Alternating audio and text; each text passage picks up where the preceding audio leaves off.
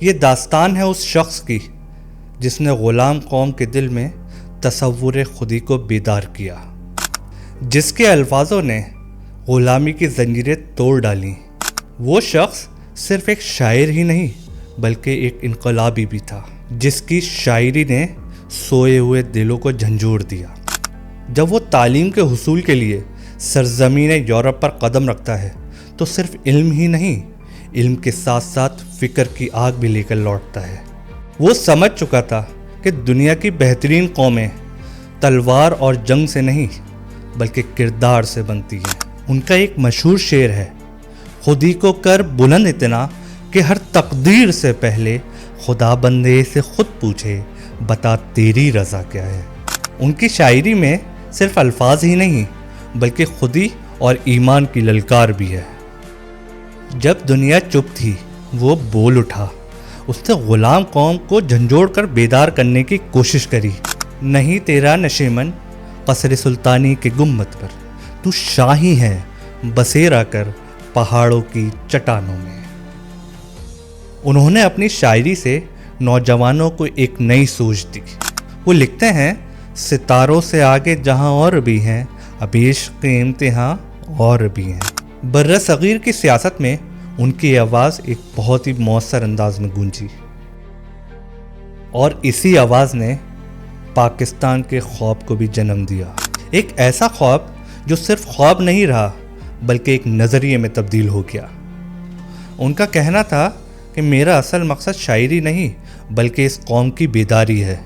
ان کا تعارف ان کے ایک مشہور شعر سے ہی کرواتے ہیں، نہیں ہے نا امید اقبال اپنی کشتی ویرا سے، ذرا نم ہو تو یہ مٹی بڑی زرخیز ہے ساقی۔ آج تقریباً 1 صدی گزرنے کے باوجود ان کی فکر آج بھی زندہ ہے، ہر نوجوان کے دل میں، ہر سچے خواب میں اور ہر انقلاب میں۔ آج جس شخص کے بارے میں ہم بات کر رہے ہیں ان کا نام ہے محمد اقبال، اور دنیا ان کو علامہ محمد اقبال کے نام سے جانتی ہے۔ یہ کہانی صرف ایک شاعر کی کہانی نہیں بلکہ امت کی بیداری کی بھی کہانی ہے۔ علامہ محمد اقبال 9 نومبر 1877 میں پاکستان کے شہر سیالکوٹ میں پیدا ہوئے۔ ان کے والد شیخ نور محمد ایک دیندار اور سادہ مزاج شخص تھے، اور ان کی والدہ نہایت ہی نیک خاتون سمجھی جاتی تھی۔ ایک دن علامہ اقبال قرآن کی تلاوت کر رہے تھے۔ ان کے والد نے دیکھا، خوش ہوئے اور کہا کہ بیٹا، قرآن صرف پڑھنے کے لیے نہیں بلکہ سمجھنے کے لیے بھی ہوتا ہے۔ شاید ان کے والد کی یہی وہ بات تھی جو ان کے دل میں گھر کر گئی، اور یہیں سے ان کے فکری سفر کا آغاز ہوا۔ اقبال نے اپنی تعلیم کا آغاز اسکاش مشن ہائی اسکول سے کیا۔ وہاں ان کی ملاقات ان کے استاد مولوی میر حسن سے ہوئی۔ انہوں نے اقبال کو فارسی اور عربی ادب سکھایا۔ علامہ اقبال کہتے ہیں، آج میں جو بھی کچھ ہوں اپنے استاد مولوی میر حسن کی وجہ سے ہوں۔ اعلیٰ تعلیم کا جنون اقبال کو سیالکوٹ سے لاہور لے آیا، جہاں انہوں نے گورنمنٹ کالج لاہور میں داخلہ لیا۔ وہاں ان کی ملاقات اس وقت کے کالج کے پرنسپل سر تھامس آرنلڈ سے ہوئی، اور علامہ اقبال کی شخصیت میں ان کی تربیت کا ایک گہرا اثر نظر آتا ہے۔ 1905 میں علامہ اقبال نے ہائر ایجوکیشن کے لیے انگلینڈ کا سفر کیا۔ انہوں نے کیمبرج یونیورسٹی سے فلسفی اور پھر لنکن یونیورسٹی سے لاء کی ڈگری حاصل کی، اور پھر پی ایچ ڈی کے لیے میونخ یونیورسٹی کا رخ کیا۔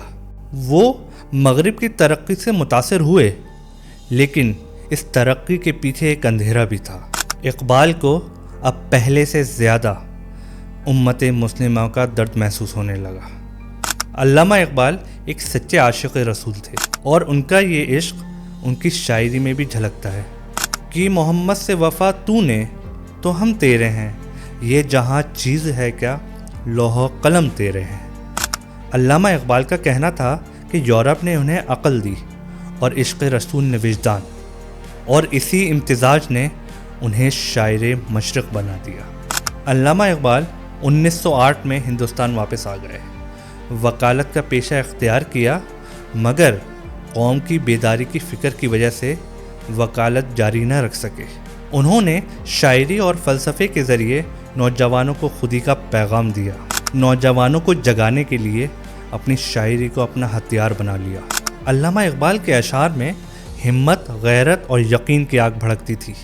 وہ سیال کوٹ کا بچہ جو قرآن سمجھنا چاہ رہا تھا، اب ایک امت کا رہنما بن چکا تھا۔ آج بھی جب ہم لفظ خودی سنتے ہیں تو علامہ اقبال کا نام ہمارے ذہنوں میں گردش کرنا شروع ہو جاتا ہے۔ علامہ اقبال نے اپنی زندگی میں کئی کتابیں لکھی، لیکن ان میں سے نمایاں نام بانگ درا، بال جبریل اور ضرب کلیم رہے۔ علامہ اقبال کی مشہور کتاب بانگ درا کا دل ان کے کلام شکوہ اور جواب شکوہ کو سمجھا جاتا ہے۔ 1911 میں علامہ اقبال نے جب اپنا کلام شکوہ لکھا تو اس نے دنیا اسلام میں ایک ہلچل مچا دی۔ شکوہ ایک مرد مومن کا درد ہے جو اپنے رب سے شکوہ کر رہا ہے۔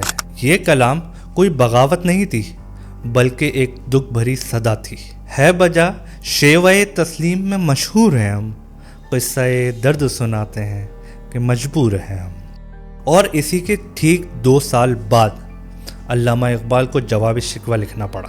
اصل میں شکوہ اور جواب شکوہ، ایک میں سوال ہے، دوسرے میں جواب، ایک میں درد ہے، دوسرے میں دوا، اور دونوں کلام میں وہی شعلہ ہے جو قوموں کی زندگیاں بدل دیتا ہے۔ عمل سے زندگی بنتی ہے جنت بھی جہنم بھی، یہ خاکی اپنی قسمت میں نہ نوری ہے نہ ناری ہے۔ اقبال کی شاعری میں اصل میں 2 اہم پہلو ہیں، ایک خودی، دوسرا شاہین۔ اقبال کے نزدیک شاہین خودی کی علامت ہے۔ علامہ اقبال کے نزدیک شاہین وہ مومن ہے جو کسی کا محتاج نہیں ہوتا اور بلند پرواز رکھتا ہے، اپنے مقصد کے لیے ہمیشہ پرعزم رہتا ہے اور صرف خدا پر یقین رکھتا ہے۔ الفاظ و معنی میں تفاوت نہیں، لیکن ملا کی اذاں اور مجاہد کی اذاں اور پرواز ہے دونوں کی اسی ایک فضا میں، کرگس کا جہاں اور شاہی کا جہاں اور۔ 1930 کے بعد علامہ اقبال کی صحت مسلسل خراب ہوتی رہی۔ اتنی شدید حرارت کے باوجود علامہ اقبال نے اپنے قلم سے اپنا جہاد جاری رکھا۔ انہوں نے اپنی آخری کتاب ارمغان حجاز لکھی جو ان کی وفات کے بعد 1938 میں شائع ہوئی۔ علامہ اقبال اپنے آخری ایام میں اپنے کام سے بہت مطمئن تھے۔ ان کی شاعری اور نظمیں آج بھی آواز انقلاب ہیں، جو ہمیں یاد دلاتی ہیں کہ اگر آج بھی تم یہ تمام خوبیاں اپنا لو تو خدا تمہارے ساتھ ہے۔ اے دوست کرو ہمت، کچھ دور سویرا ہے، چاہتے ہو اگر منزل تو پرواز بدل ڈالو۔